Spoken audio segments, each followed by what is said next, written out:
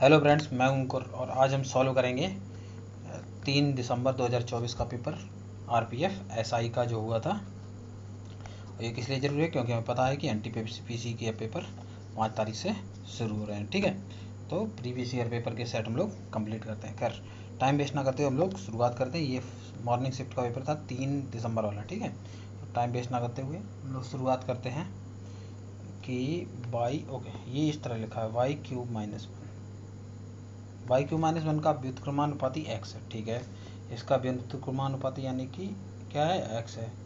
ठीक है, अच्छा, तो इससे हमें क्या पता चलता है? इससे हमें पता चलता है कि x y क्यूब माइनस 1। ठीक, ये मतलब x ऐसा कुछ, मतलब ये सब पता चलता है। तो अब हमें दोनों में रखना है। तो देखो यहाँ से इस चीज़ को तो छोड़ो, इससे हमें क्या पता चल रहा है कि x1 मतलब पहले वाले के लिए 2 बार रखी जा रही है ना वैल्यू।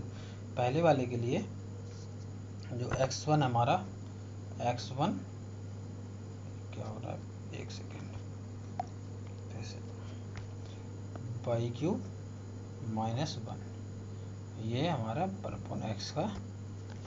ठीक है, अच्छा, इससे हमें क्या कि हमें x वाई क्यूब माइनस 1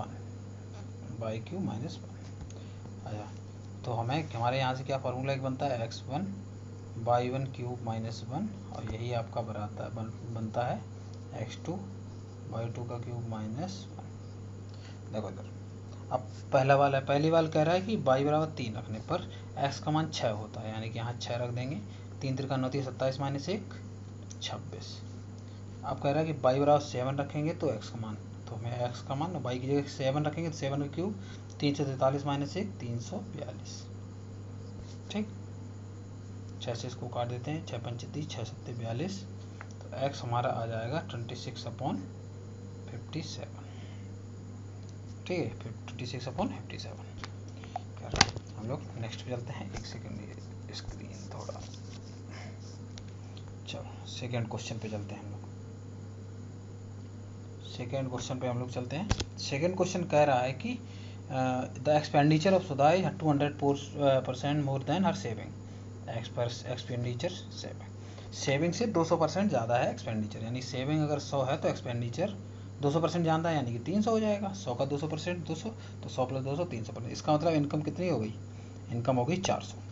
ठीक है, अगर उसका एक्सपेंडिचर इंक्रीज बाय 4%, इसका डिक्रीज बाई 4%, यानी 300 का 4%, 4 12, यानी कि माइनस का 12 हो जाता है। क्या हो जाता है? माइनस का 12 हो जाता है। और कह रहा है 7 इंक्रीज बाई 28%, तो 100 का 28% कितना होगा? 28। सेविंग बढ़ गई 28, तो क्या होगा फिर? तो इनकम कितनी होगी? इन दोनों का सम ही तो होता है, तो 28 माइनस 12 16, तो इनकम 16 बढ़ेगी। ठीक है, इनकम 16 बढ़ेगी। इसका मतलब हम परसेंटेज निकाल लेते हैं कि 8% हर इनकम इंक्रीज, उसकी इनकम इंक्रीज हुई, उसकी इनकम 16 इंक्रीज हुई किस पे? 400 पे। 400 4 चौक 16, 4/100 कितना होता है? 0.04। ठीक है, ठीक, नेक्स्ट पे चलते हैं। यदि एक सर्प से छोटा धनात्मक पूर्णांक है और संख्या इतने पे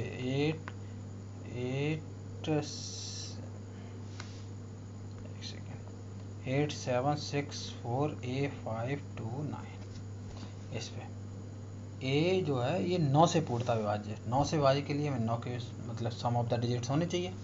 तो कहाँ 4 के बाद ए है ना, ये देखो, इसको हटा दें। 9 5 और 4 9 हट गया। ठीक है, 7 और 2 9 हट गया, तो बचा 8 से 14 प्लस ए। तो ए की जगह हम क्या रखेंगे? 4 रखेंगे, तभी तो 14 4 18 आएगी, जो कि 9 से ऐड होगा। तो फिर हमें इसकी वैल्यू निकालो, 17 4 दिया 12 5 17, 17 289। ठीक है, नेक्स्ट पे चलते हैं हम लोग। एक दुकानदार ने वस्तु का मूल्य x अंकित करता है और 15% की छूट प्रदान करता है। छूट वाले मूल्य 25% वैट लगाने के बाद वह 408 में बेचता है। कोई वस्तु मान लो x अंकित करता है, x की जगह मान लो वो, मैं कह रहा हूँ कि मार्क प्राइस है, मान लो 100 अंकित किया, उस पर 15% की छूट थी। इसका मतलब उस पर उसने उसको कितने का बेच दिया? 85 का बेच दिया। ठीक, अब 85 पर वो क्या कह रहा है? 25% वैट लगा देता है। 25% बैट लगा देता है, इसका मतलब 25 क्या होता है 1/4, 25 क्या होता है 1/4, यानी इसका वो 5/4 कर देता है। ठीक, और यही वैल्यू आपको 408 दी गई है।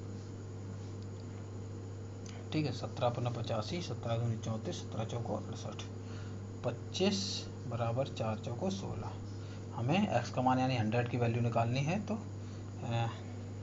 से नहीं 24×4 4 × 24 सॉरी 4 × 24 100 की वैल्यू निकालनी है, तो दोनों तरफ 4 के 4 का मल्टीप्लाई, तो 4×16 × 24, 16×4 64, 6 16 32 38 384 आ गया। ठीक है, 41 संख्याओं का औसत 16 है। ठीक है, 41 संख्याओं का औसत 16 है, 16×16 1 64 1 65 66 1 65। ठीक, सब पहली 17 संख्याओं का औसत 27 है, 17 का कितना है 27, तो 17 से 119 का 19 11 27 34 11 45। ठीक, अंतिम 25 का 26 है, 25 का 26 है, तो 25 का 150 15 25 का 150 25 दूनी 50 और 15 65, यानी तो कह रहा है कि 17वीं संख्या हटा दी जाए। तो इन दोनों को पहले सम निकाल लें तभी तो पता चलेगा। 9 5 5 10 6 6 10 11 1109। इसका मतलब 41 संख्याओं का सम कितना है 656, और 17 और 25 42 का इतना है 1109। तो एक संख्या इससे माइनस कर दें तो 1109 में से 656 माइनस कर दो, तो हमें पता चल जाएगा कि कौन सी संख्या 17वीं है। ठीक है, 9 में 6 गया 3, 10 में 5 गया 5, 10 में 6 गया 4, यानी जो 17वीं संख्या है वो 453 है। तो ठीक, इस संख्या को हटा देते हैं, यानी 656 का योग था उसमें से 453 माइनस कर देते हैं। तो 656 में से 453 माइनस कर दी, 6 में 3 गया 3, 5 5 गया 0, 6 में 4 गया 2, यानी ये 203 जो है कितनी संख्याओं का सम बचा 40 संख्याओं का। तो 4 9 40, 4 5 20 0 50.7, तो 5.075 के आसपास बचेगा। ठीक है, अच्छा, एक निश्चित धनराशि पर दूसरे वर्ष के लिए अर्जित ब्याज 6787 है। अब ब्याज दर 10% वार्षिक है। देखो, और चक्रवृद्धि है, तो देखो चक्रवृद्धि के लिए पहले वर्ष 10%, तो दूसरे वर्ष 10% होगा, साथ में इसका इस 10 का 10% 1, यानी दूसरे वर्ष ब्याज लग रहा है 11, और इसी की वैल्यू दी गई है 6787। ठीक है, 11 से काट देते हैं, 11 से 66, 11 में 11 और 11, तो 1 की वैल्यू 617, और कह रहा है कि धनराशि ज्ञात करो, यानी 100, तो दोनों तरफ 100 का मल्टीप्लाई, तो 61700। ठीक है, 1410 प्रति सैकड़े की दर से 400 संतरे खरीदे गए, मतलब 1410 रुपये प्रति 100, तो 1410 रुपये प्रति 100, तो 400 संतरे कितने हो गए, तो 1410 इंटू 4, 4 0 0, 4 4 16, 4 4 1 5, 5640 के, और 960 के लाभ पर बेच दिया गया, 960 इसमें जोड़ दो। ठीक है, 960 जोड़ दो, तो 0 6 4 10, ठीक, 9 6 15 1 16 1 5 1 6, यानी कि उसने 6600 के बेचे।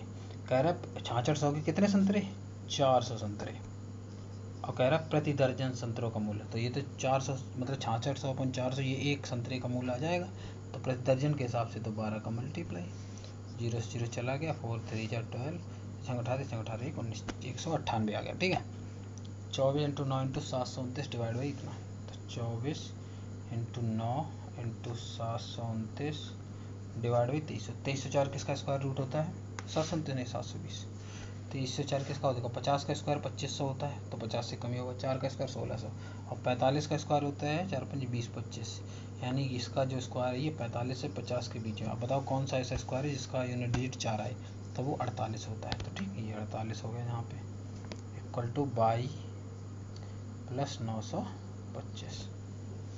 ठीक है, 12 चौको 48, 24 दूनी 48, 36 360।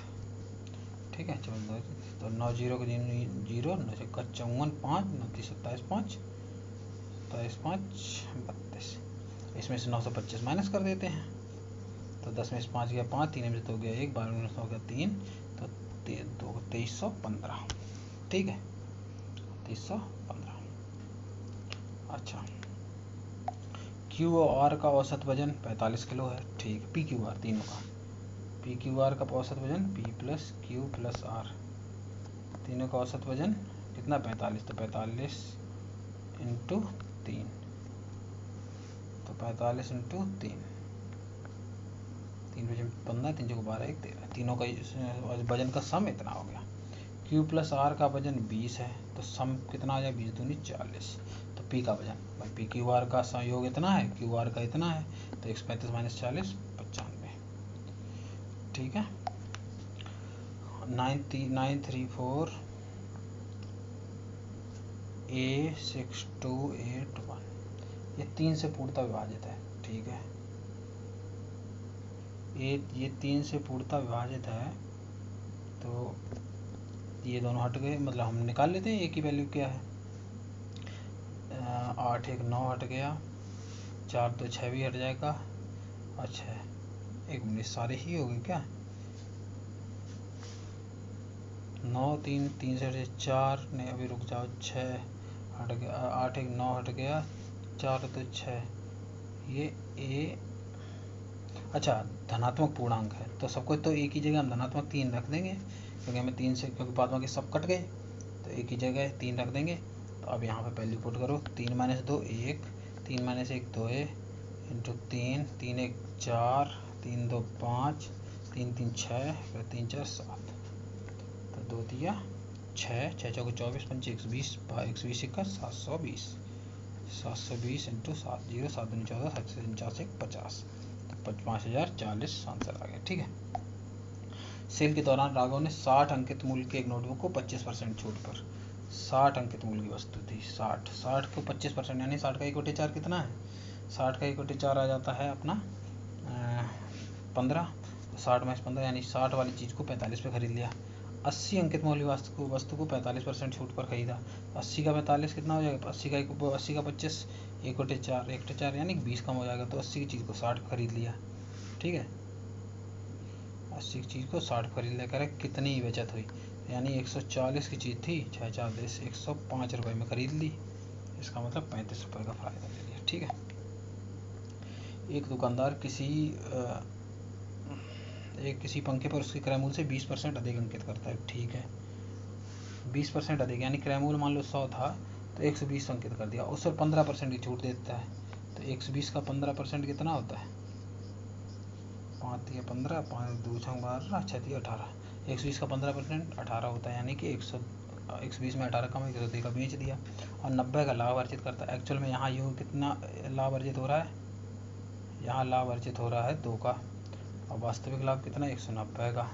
अंकित मूल्य यानी 100 की वैल्यू हमें निकालनी होगी, 2 नेम 18, 2 पंच 10। ठीक है, तो अंकित मूल्य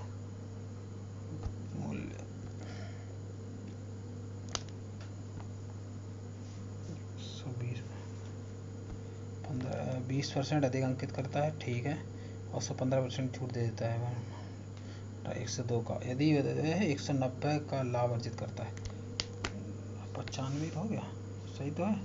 तो अंकित मूल्य यानी कि, अच्छा अंकित मूल्य यानी कि उसने 120 की वैल्यू में निकालनी है, तो 95 इंटू 120, 0 12 पंचे 60, 6 और में 108 6 114 हमारा आ गया। ठीक है, एक बैंक अर्धवार्षिक आधार पर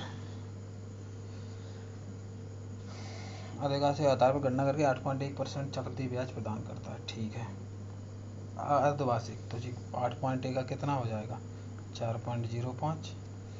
एक ग्राहक किसी एक वर्ष की 1 जनवरी को 8,445 और 1 जुलाई को 8,445 जमा करता है। इसका मतलब 1 जनवरी को 8,445 और 1 जुलाई को 8,445 जमा करता है। और वर्ष के अंत में लाभ, देखो इस 8,445 पर अर्धवार्षिक के रूप में ये देखो पैसे 2 बार मिलेंगे, क्योंकि 8.1% वार्षिक है, जबकि अर्धवार्षिक का बोला है, तो 4.05 और फिर 4.05 दोनों का सक्सेसिव लगेगा, और इस पे सिर्फ 4.05 पे ब्याज मिलेगा। ठीक है, अच्छा तो 8 पहले वाले पे इन दोनों पे लगा लेते हैं, यानी 4.05 का अगर हम सक्सेसिव लगाएंगे तो X plus Y into X Y upon 100 करें तो 4.0 प्लस 4.05 प्लस 4.05 8.1 प्लस 8.1। अब इतना बड़ा नंबर है तो 4.05 को 0.5 हटा दो, 4 इंटू 4 कर दो 16 अपॉन 100। 8.1 या 0.16 8.1 प्लस 0.16 यानी कि 8.26%। यानी लगभग इस पे जो 1 जनवरी शुरू हो रहा है लगभग इस पे 8.3% का ब्याज मिलेगा और इस पे 4.05 का। अब ये ध्यान रखेंगे हम लोग, यानी कि पहले 8,445 है इस पे लगभग 8.3% का मिलेगा और अगला 8,445 जो है इस पे 4.05 का मिलेगा। ठीक, दोनों में 8,445 कॉमन ले लेते हैं तो 8.3 और 8 4.05 वो तो 12.35% हो गया। ठीक है, यही ब्याज हमको निकालना है 1235 अपॉन 100। ठीक है, 5 से काटो, 5 दूनी 10 0 5 एकम 5 3 5 छक्का 30 5 अट्ठे 40 5 9 45। 5 से फिर काटो, 5 चौको 20 5 दूनी 10 पॉइंट 5 1 चौको 20 5 7 35। यानी 1689 में हम मल्टीप्लाई करें 2.47 का तो 7 ने 63 6 7 ने 63 6 7 56 6 65 6 7 6 42 6 48 4 7 7 4 11 4 ने 36 3 4 32 3 35 3 4 24 3 27 2 4 4 2 6 2 ने 18 1 2 16 1 17 1 2 12 1 13 1 2 कम 2 1 3। इनको जोड़ लेते हैं, इनको जब हम जोड़ेंगे तो 3 6 2 8 8 8 16 5 21 का 2। ठीक है, 8 16 5 21 का 2 7 था। अच्छा 2 ने 18 1 2 16 8 16 5 21 का 1 2 7 से 14 1 15 2 17 1 14 15 1 15 2 17 1 6 3 9 1 2 से 11 1 3 1 4। इसको और यहाँ पॉइंट लगेगा, डिवाइड किससे करेंगे 4 से। 4 से कर दो, 4 एकम 4 0 4 चौको 16 4 चौको 16 1 तो फिर 4 दूनी 8 लगभग 1000 एक नहीं सही है 1 4 चौको 16 1040 के आसपास आ रहा है जो कि हमारा यही सटीक आंसर बैठ रहा है। ठीक है, नेक्स्ट चलते हैं। यहाँ पे क्या है, इसको अगर हम लिखें तो 0.232323। अगला क्या है 0.545454। एक है 0.333333। 4 3 7 3 10 1 6 5 3 8 5 3 8 2 से 11 1 4 7 3 10 11 1 5 8 2 से 11 1 4 7 11 1 5 2 7 3 2 से 11 1। तो ये लगभग ये आ गया अपना 1.1 पे बार। तो ये क्या आ जाएगा 1 और 1 पे बार का मतलब 1.9 10/9। ठीक है, अच्छा अगला क्या है क्वेश्चन। अगला है एक शंकु की ऊंचाई 12.6 सेंटीमीटर है। ठीक है, 12.6 सेंटीमीटर है और उसके आधार की त्रिज्या 3.2 सेंटीमीटर है। इसको पिघलाकर एक गोले की आकृति में ढाला जाता है। ठीक है,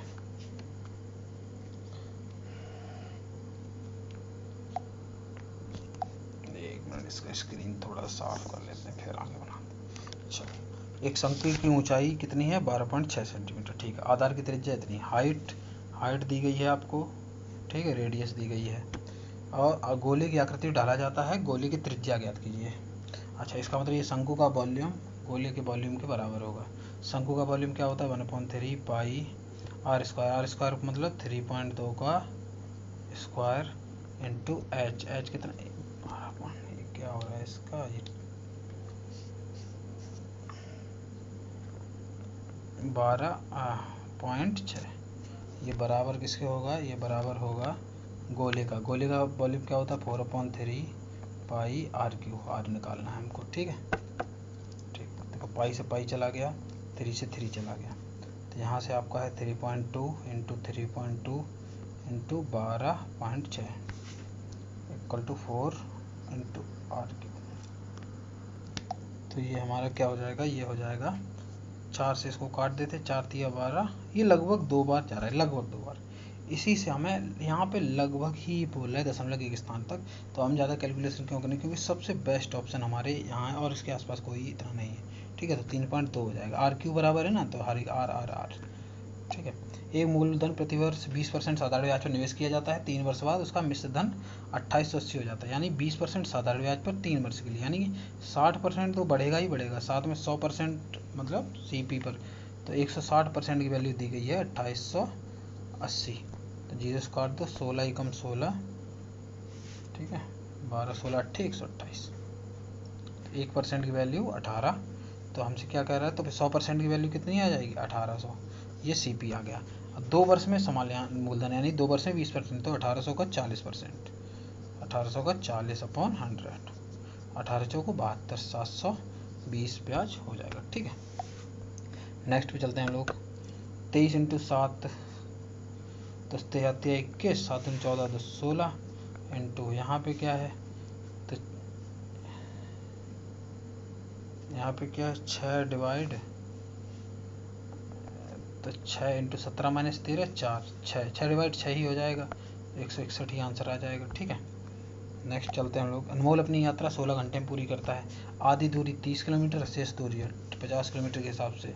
तो ठीक है, डिस्टेंस निकालने का फार्मूला क्या होता है, डिस्टेंस मतलब पहली स्पीड यानी 30 और दूसरी स्पीड यानी 50। अगर दोनों में डिफरेंस है, अगर दोनों मतलब कंप्लीट डिस्टेंस चल चुके हैं, तो फिर दोनों ऐड हो जाएंगे 50 30 80, और टोटल मतलब डिस्टेंस की बात हो रही हो सी 16। ठीक, अगर दोनों में मतलब टाइम गैप दिया जा रहा हो कि मतलब ये इससे इतने घंटे जल्दी पहुंचता है, तो हम यहाँ 80 की जगह 50 माइनस 30 20 लिखेंगे। लेकिन ये देखो, ये तभी है चलता है जब दोनों पूरी डिस्टेंस कवर करें, ये आधी आधी डिस्टेंस कवर की है, इसका मतलब डी जो आएगा वो आधी डिस्टेंस आएगी, हमें 2D की वैल्यू चाहिए होगी। ठीक है, खैर 16 85 5 दाई 50, यानी डी जो आया है 300 और ये 2D हाफ आया है, तो 300 दूनी 600 हो जाएगा। ठीक है, वह अंक बताइए कि जिसमें 6 अंकों संख्या 31883 जोड़ने पर 11 से पूर्णतः विभाजित है। 11 से डिविजिबिलिटी का रूल क्या कहता है, और इवन मतलब इवन डिजिट प्लेस का सम और डिजिट प्लेस का सम, और प्लेस डिजिट का सम, दोनों या तो दोनों का डिफरेंस या तो 0 हो या 11 से डिवाइडेड हो। तो हम लोग आ जाते हैं 8 3 11 1 12, तो 3 8 11 3 14, यानी 12 में मैं क्या जोड़ूँ ताकि दोनों का डिफरेंस 0 हो जाए, तो हम 2 जोड़ें, तो यही हमारा नंबर होगा। ठीक है, ये वाला भी सेम इसी तरह से ऊपर करके आए हैं, तो ये आप सेल्फ कर सकते हैं। ठीक है, ये वाला वह सबसे छोटी प्राकृतिक संख्या याद कीजिए जो 16 88 22 और 12 22 से वाज हो। तो इसका मतलब हमें एलसीएम निकालना होगा। एक सेकेंड, 16 88 12 और 22, 2 8 16 44 11, चौको 8 22 2 3 6 4 11 3 11। अब 2 से जाएगा है ना, फिर 3 से जाएगा, फिर 11 जाएगा, इनका ही मल्टीपल, 2 दूनी 4 दूनी 8 दूनी 16 थी 48, 48 इंटू 11, 11 88, 11 चौको 44, 8 52। ठीक है, एक संख्या को 50% बढ़ाने पर, यानी कोई संख्या 50% बढ़ाने पर 1/2, यानी 2 से संख्या 3 बढ़ाने पर 3630 प्राप्त होता है। 3 इक्वल टू 3630, 1 2 1 0। तो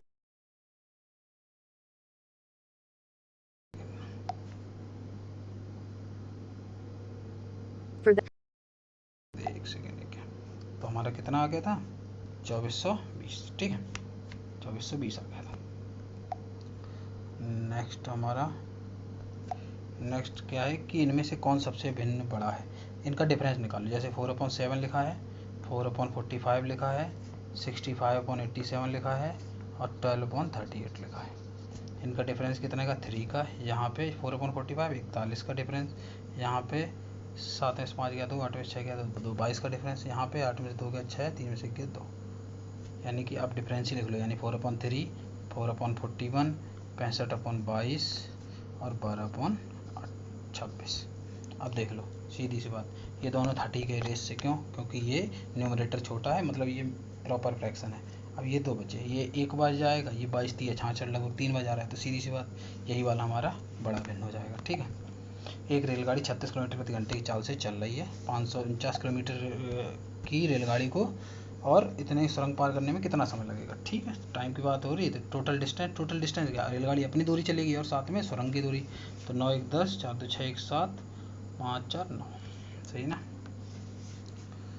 इस डिस्टेंस को किस स्पीड से? 36 किलोमीटर। अब किलोमीटर प्रति घंटा है, ऊपर मीटर है तो मीटर पर सेकंड बदल दो, तो 5 × 18, 18 दूनी 36, 2 पंचे 10, यानी कि 97 सेकेंड लगेंगे। ठीक है, नंदिनी और नंदिता एक व्यवसाय में 23:3 के अनुपात में व्यवसाय करती हैं। 23:3 कुल लाभ, जो लाभ होगा वो उनके व्यवसाय में, उनके मतलब जो उनने पैसा इन्वेस्ट किया उसी के रेशियो मिलेगा। तो ठीक है, 23 3 46 की यूनिट ही वैल्यू 2522 है। ठीक है, तो 23 दूनी 46, 23 एकम 23, 2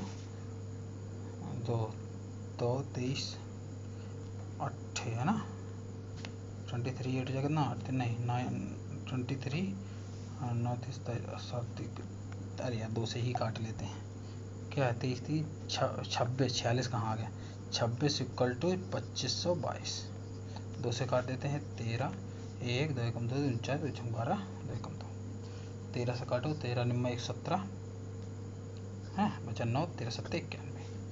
1 यूनिट की वैल्यू 97, किसकी पूछी गई है? दोनों में डिफरेंस कितने का है? 20 का, तो 97 × 20, 0 2 7 14, 2 में 18 19, तो 1940। ठीक है, स्कूल में भिन्न भाग लेने वालों लड़के और लड़कियों की संख्या 1 5 है। लड़कियां तुम्हारी कितनी है? 249, यानी 1 यूनिट की वैल्यू 249। तो लड़कों की संख्या यानी 5 की वैल्यू, तो 5 को मल्टीप्लाई कर दो, 5 9 45 है, 5 45, 5 20 24, 2 5 10 2 12, 1245। ठीक है,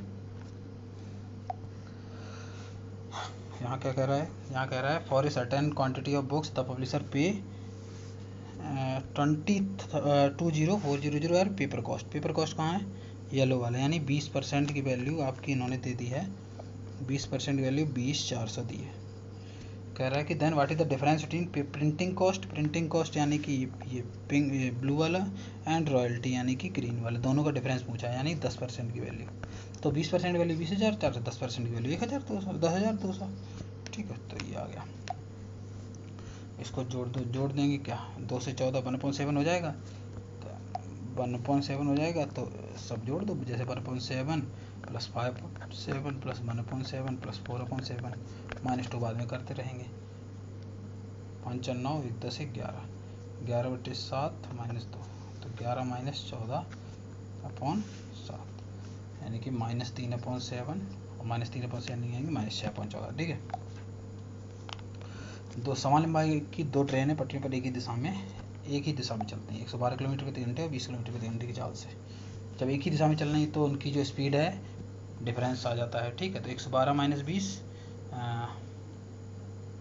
92। ठीक है, इस स्पीड से चल रही हैं, और मीटर पर सेकंड में बदलना है तो 5/18। ठीक है, एक और तो समान लंबाई के दोनों की डिस्टेंस d + d मान लो 2d अपॉन टाइम कितना है 45। ठीक है, 9 दूनी 18, 9 × 45, तो 2 चौको 8, 2 चौको 12, 46 × 25 अपॉन 2, तभी तो हमें 1 की लंबाई मिलेगी। तो 23 × 25 से पूछा है, 25 × 23 कर लो, 23 पंचे 115, 5 11, तो 23 दूनी 46, 11 57, तो 575 मीटर प्रत्येक ट्रेन की लंबाई। 8 संख्याओं का औसत, ये 8 संख्याओं का औसत क्या है? 20 है, तो 8 का औसत है 20, तो योग कितना हो जाएगा? 160। 5 संख्याओं का 14 है, तो योग कितना हो जाएगा? 70। 3 संख्याओं का औसत, ये वैसे इनका डिफरेंस कितना बचा? 16 9 7 90 बचा। 3 संख्याओं का, तो 3 से डिवाइड कर दो, यानी एवरेज कितना आ जाएगा? 30। 1952 मीटर लंबी एक रेलगाड़ी किसी खंभे को 122 सेकंड में पार करती है। ठीक है, रेलगाड़ी द्वारा 160 मीटर लंबे प्लेटफॉर्म पार करने में कितना समय लगता है? हमें स्पीड चाहिए पहले, तो स्पीड = जब खंबे को पार करेगी तो सिर्फ अपना डिस्टेंस चलेगी। अपनी डिस्टेंस क्या है 1952 अपॉन टाइम कितना ले रही है 122। तो 2 से काटें, 2 छंग 12, 2 एकम 2, 2 नेम 18, 2 सत्ते 14 और 18, 2 सत्ते 14, 2 छंग 12। ठीक है, इसको 976 को 6 से काटें अगर हम लोग तो 61 एकम 61 पहले ही चला जाएगा।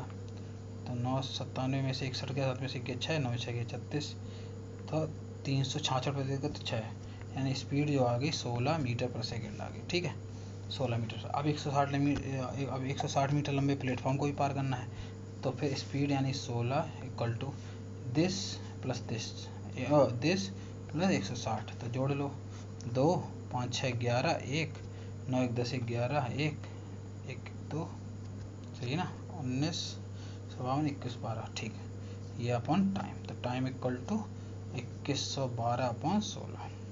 तो काट देते हैं, 16 एकम 16, 5 बचा 1, 16 तिया 48, 3 16 दूनी 32, 132 सेकेंड लगेंगे। ठीक है, फर्नीचर की 3 वस्तुओं का औसत मूल्य इतना है, तो कुल मूल्य कितना हो जाएगा मल्टीप्लाई 3, और मूल्यों का अनुपात 3:5:7 यानी 5 3 8 7 15 यूनिट की वैल्यू आपके पास है 15,855 इंटू 3।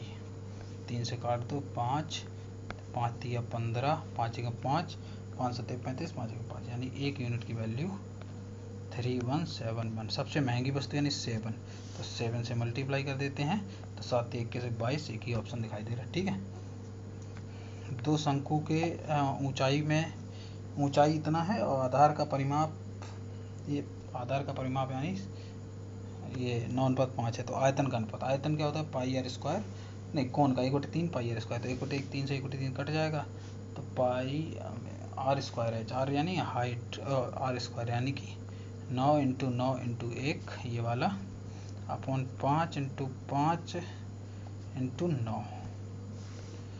ठीक है, आर स्क्वायर यानी कि परिमाप से ही तो हमें रेडियस मिलेगा, तो रेडियस का स्क्वायर आर इंटू हाइट, ये एक रहा। ठीक, और नीचे से हम दूसरे वाले में तो 9 से 9 चला जाएगा, 9/25। ठीक है, करेक्ट। 41 संख्याओं का औसत 33 है। अब ये बिल्कुल अभी थोड़ी देर पहले ये सब टाइप का सवाल हुआ था, ये सॉल्व करोगे भी ऊपर हुआ था। ठीक है, नेक्स्ट चलते हैं लास्ट। एक ठोस अर्धगोले का संपूर्ण पृष्ठीय क्षेत्रफल 152 सेंटीमीटर स्क्वायर है, इसकी त्रिज्या ज्ञात कीजिए। ठोस गोले का संपूर्ण पृष्ठीय क्षेत्रफल क्या होता है 3, ठोस अर्धगोले का 3 पाई आर स्क्वायर, ये आपका 152 दिया गया है। तो 3 इंटू 22/7 इंटू आर स्क्वायर बराबर 1 5 2 22। 2 से काट देते हैं, 2 सत्ते 14, 2 छंग 12। आर स्क्वायर आपका आ गया 76 इंटू 7/11 इंटू 3, तो 7 छंग 42, 4 7 से 49, 4 53 अपॉन 33, और आर स्क्वायर है तो आर अंडर रूट लगा 532/33। तो खैर ये हमारे RPFSI का 35 क्वेश्चन का पेपर सेट हो गया। ठीक है, उम्मीद करता हूँ सॉल्यूशन पसंद आए होंगे। मिलेंगे नेक्स्ट वीडियो में, तब तक के लिए तैयारी करो। गुड लक एग्ज़ाम के लिए।